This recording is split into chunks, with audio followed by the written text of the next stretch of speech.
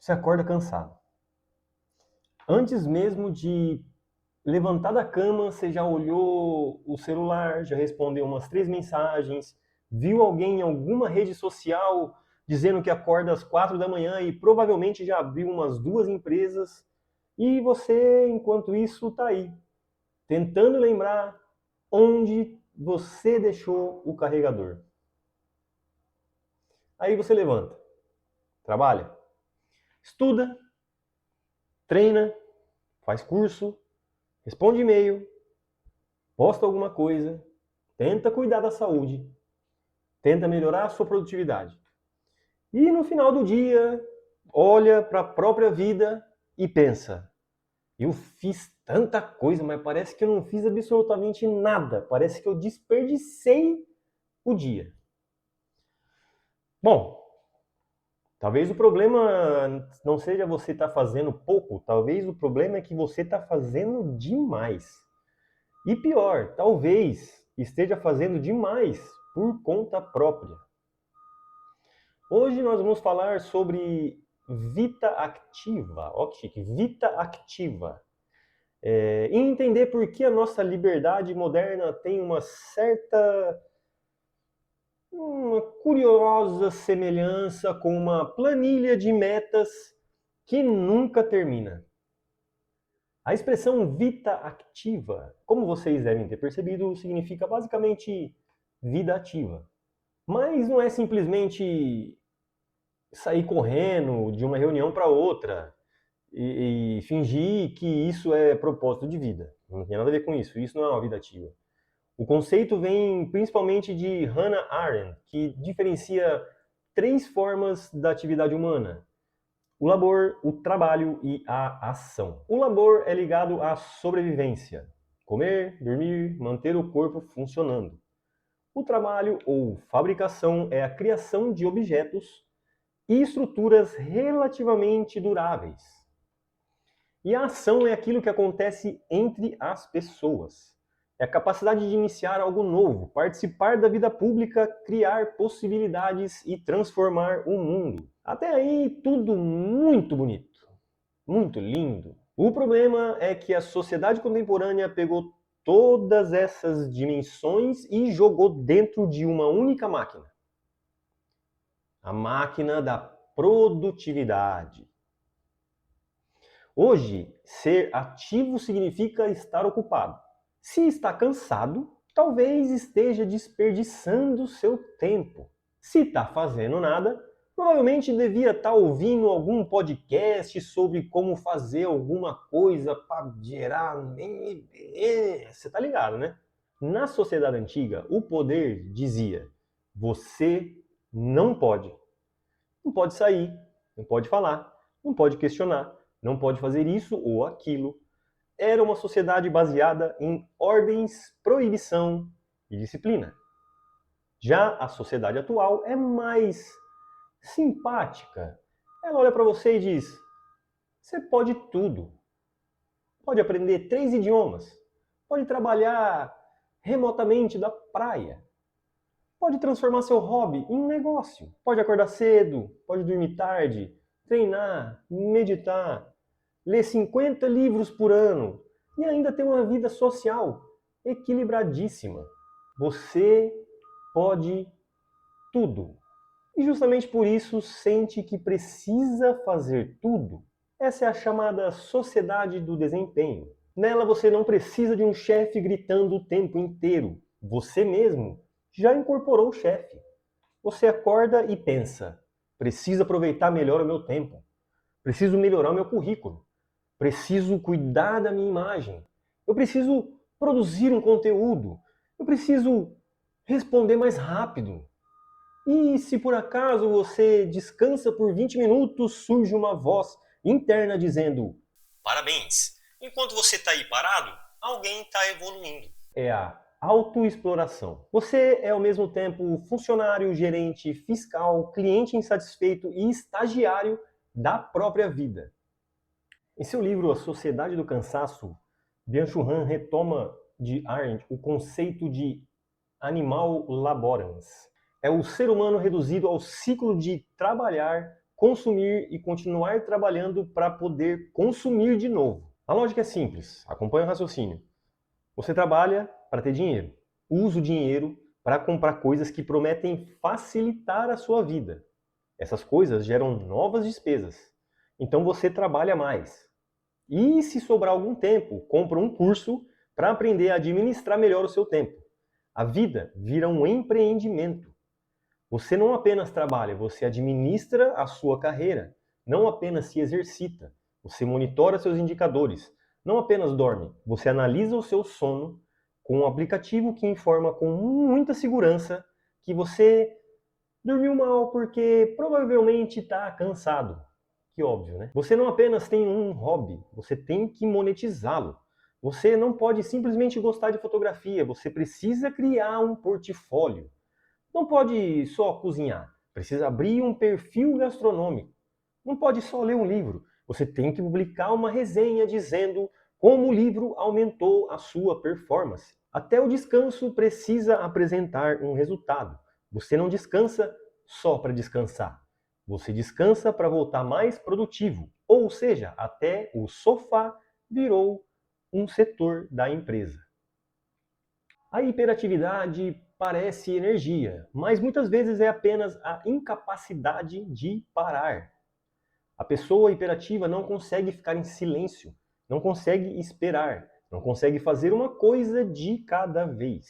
Ela está assistindo uma série, respondendo mensagens, ouvindo um podcast, pesquisando uma cadeira ergonômica que promete transformar sua coluna e a sua produtividade. Isso é vendido como eficiência.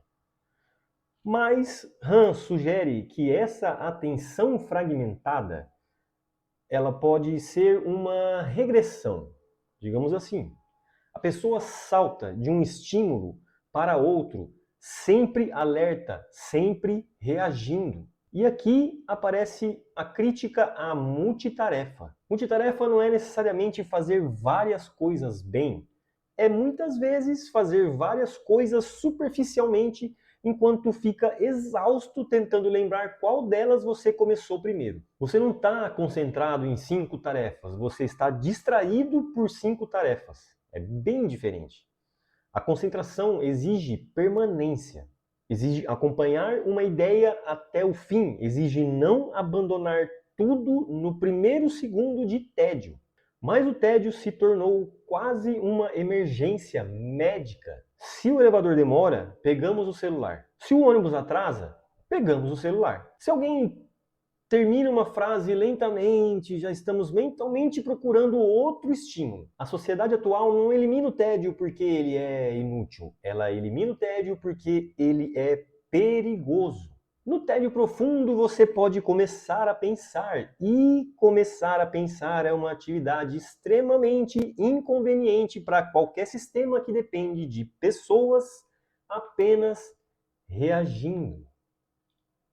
Então a contemplação ela é essencial. E contemplar não significa ficar sentado olhando para uma parede, como se você tivesse esquecido a senha do Wi-Fi. Contemplar é conseguir permanecer diante de algo sem imediatamente perguntar qual é a utilidade disso. É prestar atenção, é pensar antes de responder, é observar sem transformar tudo em meta, conteúdo ou oportunidade. O problema é que vivemos em uma cultura que só respeita aquilo que pode ser medido. Quanto você produziu? Quantas páginas você leu? Quantas calorias você gastou? Quantos seguidores você ganhou? Quantas tarefas concluiu? Você pode passar 1 hora pensando em não sair com um produto, um certificado ou um gráfico colorido. Mas talvez saia com uma ideia. Talvez perceba que está seguindo um caminho que talvez nem tenha escolhido. Talvez descubra que está cansado, não porque falta organização, mas porque sua vida inteira foi organizada em torno de demandas que não fazem sentido algum. Só que isso não cabe muito bem em um aplicativo de produtividade, né? O aplicativo prefere informar que você concluiu 8 tarefas. Ele não quer saber se você está vivendo como uma pessoa ou como um equipamento de bateria fraca. A sociedade do desempenho também cria uma situação muito curiosa. Nós produzimos cada vez mais, mas raramente chegamos a algum lugar. Você alcança uma meta e imediatamente recebe outra. Termina um curso, faça outro. Compra um celular e descobre que o novo tem uma câmera um pouco melhor e agora sua existência está obsoleta. Você nunca conclui. A lógica é trabalhar para produzir, produzir para alcançar metas para criar metas maiores, criar metas maiores para justificar o trabalho.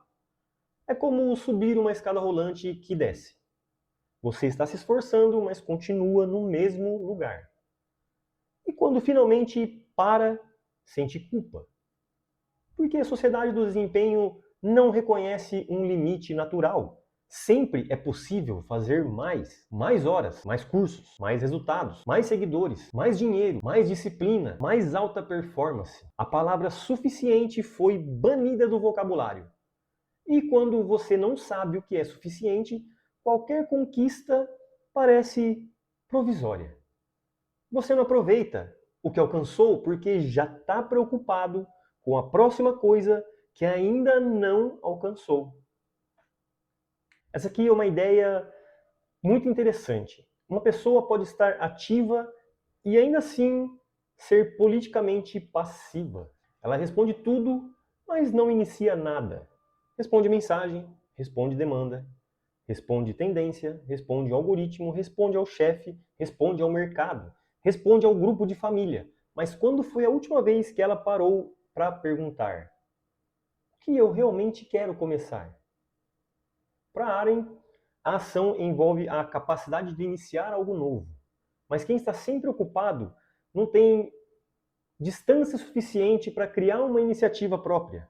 A pessoa fica presa às urgências. Ela cumpre tarefas, mas não constrói direção. Está em movimento, mas apenas acompanhando o fluxo. É como correr numa esteira e chamar isso de viagem. A hiperatividade pode ser uma forma de passividade porque você está ocupado demais para questionar o roteiro. E isso tem uma dimensão política. Uma população cansada, fragmentada e permanentemente ocupada com seu desempenho individual tem menos energia para discutir problemas coletivos.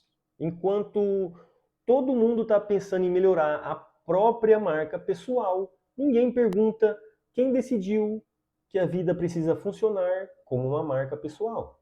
Enquanto todo mundo tenta ser a sua melhor versão, talvez ninguém tenha tempo para construir uma sociedade minimamente melhor. Recuperar a liberdade exige a capacidade de interromper, dizer não, não responder imediatamente, não aceitar toda oportunidade, não transformar todo o interesse em projeto, não converter todas as pausas em estratégias de recuperação, não fazer algo simplesmente porque você pode. Essa é uma ideia quase revolucionária atualmente, porque a sociedade diz: você pode fazer isso. E logo depois, se você não fizer, a culpa é sua. Mas a liberdade não é apenas poder fazer. Liberdade também é poder não fazer, é poder recusar, é poder abandonar uma meta, é poder admitir que algo não faz sentido, é poder passar uma tarde sem produzir absolutamente nada e não transformar isso em um episódio de fracasso moral. Você não precisa justificar cada minuto da sua existência. Nem tudo precisa render. Nem todo momento precisa virar um conteúdo. E nem todo descanso precisa servir para recuperar energia, para trabalhar mais. Às vezes, descansar é simplesmente não colaborar com a própria exploração. No fundo, a vida ativa não está nos dizendo que devemos abandonar toda atividade e morar numa tenda, alimentando pombos e criticando o capitalismo. A questão aqui é outra. A atividade sem reflexão vira automatismo. Produtividade sem limite vira esgotamento. Liberdade sem capacidade de dizer não vira obrigação. E movimento sem direção vira apenas cansaço com boa publicidade. Byung-Chul Han nos lembra que uma vida humana precisa de interrupção, contemplação silêncio, descanso e capacidade de começar algo novo. Porque fazer mais não significa necessariamente viver mais. Às vezes, a coisa mais produtiva que você pode fazer é parar de transformar a própria existência em planilha de desempenho. Então fica a pergunta: você realmente está escolhendo as suas atividades ou apenas respondendo às demandas que aparecem? Comenta aqui, qual foi a última vez que você descansou sem sentir culpa? Se esse vídeo fez você sentir levemente acusado, ótimo! A filosofia cumpriu o seu papel. Deixa o like, se inscreve no canal e compartilha com aquela pessoa que diz estar sem tempo enquanto assiste a vídeos sobre como administrar melhor o tempo. Até o próximo vídeo e lembre-se, você não precisa produzir o tempo inteiro para provar que está vivo. Às vezes, estar vivo já é uma atividade suficientemente complexa.